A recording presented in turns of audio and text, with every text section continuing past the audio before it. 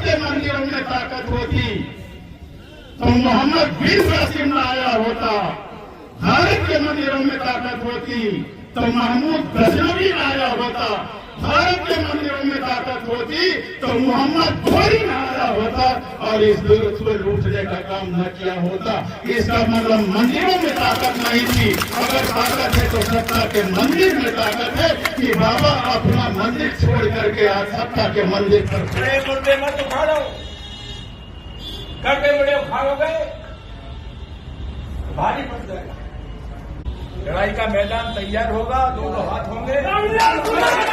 गीता की रचना हो, चाहे महाभारत की रचना हो, चाहे वाल्मीकि कृत रामायण की रचना हो, चाहे रामचरित मानस की रचना हो, उस समय भारत में शूद्रों को पढ़ने का अधिकार नहीं था। सही बता रहे। उस समय भारत में शूद्रों को पढ़ने का अधिकार नहीं था। आप पढ़ लिख नहीं सकते थे। अगर आप पढ़ने की कोशिश करेंगे तो आपकी आंखें फोड़ दी जाएंगी। आप सुनने की कोशिश करेंगे तो शीशा पिघला के कान में डाल दिया जाएगा। अगर जीभ से आप उच्चारण करेंगे तो जीभ आपकी काट ली जाएगी। ये व्यवस्था थी भारत के अंदर। मैं गलत नहीं बोल रहा। भारत के अंदर ये व्यवस्था थी ताकि हो जाए। सार्वजनिक रास्तों में चलने की हमें इजाजत नहीं थी। कोई भी शूद्र समाज का आदमी अगर सार्वजनिक रास्ते पर चलेगा तो गले में हंडिया बांध के चलेगा, थूकेगा तो दिन भर हंडिया में थूकेगा, फिर मिट्टी को खोद के उस हंडिया को गाड़ेगा। नहीं किसी समण का पैर पर जाएगा तो अपवित्र हो जाएगा। अब तुम्हें किस्सा कहानी लग रही होगी जो है। अब किस्सा कहानी लग रही हो तो अभी एक पिक्चर जारी हुई है महात्मा ज्योतिबा राव फूले, उसे देख लेना। महात्मा ज्योतिबा राव फूले पिक्चर जारी हुई है, उसे देख लेना अगर मैं गलत कहता हूं। यही सारी व्यवस्थाओं के विषय में उसे दिखाया गया है जो भारतीय जनता पार्टी के लोगों को बुरा लग रहा है। इस देश के अंदर कमर में झाड़ू बांध के चलना पड़ता था कि जहां तुम बैठो बाद में उठो तो निशान मिटाए दो। पैर में चीथड़े पुराने कपड़े बांध के चलना पड़ता था जिससे तुम्हारे पैर के निशान मिटते चले जाएं, दूसरे का पैर ना पड़े। ये भारत देश का इतिहास है जो आज हमें नकली हिंदू बना के हमारे वोट का सौदा करते और राजपाट लेके हेलीकॉप्टर से चलते हैं। अगर भारत के मंदिरों में ताकत होती तो मोहम्मद बिन कासिम न आया होता। भारत के मंदिरों में ताकत होती तो महमूद गजनवी न आया होता। भारत के मंदिरों में ताकत होती तो मोहम्मद घोरी न आया होता और इस दुर्ग को लूटने का काम न किया होता। इसका मतलब मंदिरों में ताकत नहीं थी। अगर ताकत है तो सत्ता के मंदिर में ताकत है कि बाबा अपना मंदिर छोड़ करके आज सत्ता के मंदिर पर विराजमान है, हेलीकॉप्टर पर चलने का काम करते हैं। पीडीए हमारा नारा है। और आजकल जो लड़ाई चल रही है वो लड़ाई पीडीए की है। कुछ लोग सामाजिक डेमोक्रेसी के लोग हैं। अभी परसों एक बैठक हुई तो तलवार हथियार थोड़ा मैथ पड़ा है खाए के लिए तो तलवार। छतरी का धर्म तो गरीब की इमदाद कर रहे हैं, मदद कर रहे हैं। ये पास में भरतपुर, यहां भरतपुर के राजा सूरजमल की तलवार ने अंग्रेज का सर काटा, किसी गरीब का सर नहीं काटा।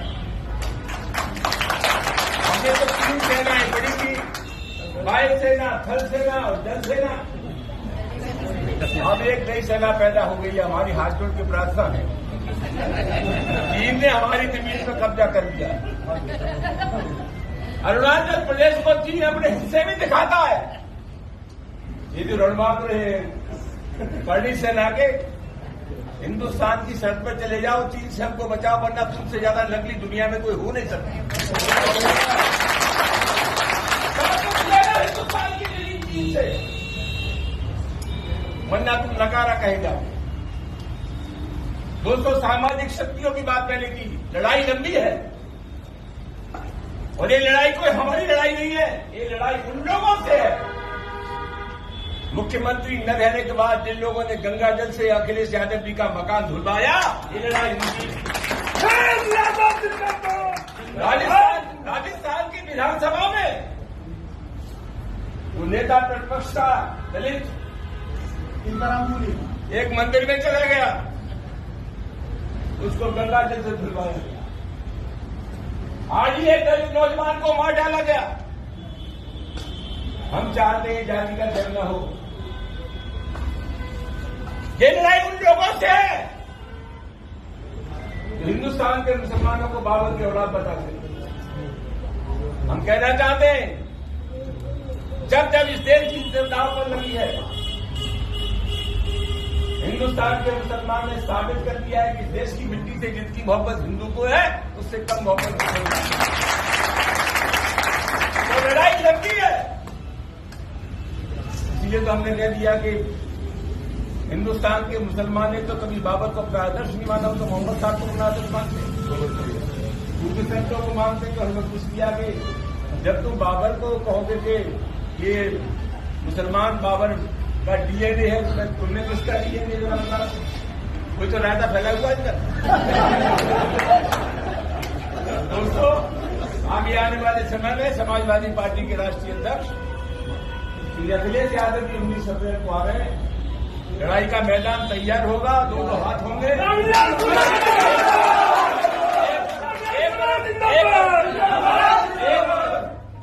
10% लोग हैं और दूसरी तरफ सामाजिक न्याय की 90% शक्तियां हैं। विजयी हमारी होगी, कोई भाई का लाश हो नहीं सकता। जहां मुसलमानों से ज्यादा हिंदुओं की तादाद होती जाने वालों की, मुगलों के आने से पहले पर नहीं कहा जाए इसके नीचे नहीं मरते रहे।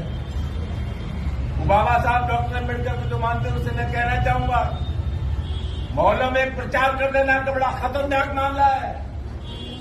अगर तुम ये कहोगे कि हर मस्जिद के नीचे एक मंदिर है, तो फिर हमें ये कहना पड़ेगा कि हर मंदिर के नीचे एक बौद्ध मठ है और तुम उन्हें जन्म ले जाते बड़े मुर्दे मत उखाड़ो, करते बड़े उखाड़ोगे भारी पड़ जाएगा। अभी बौद्ध गया में आंदोलन चल रहा है, काय बात का आंदोलन चल रहा है।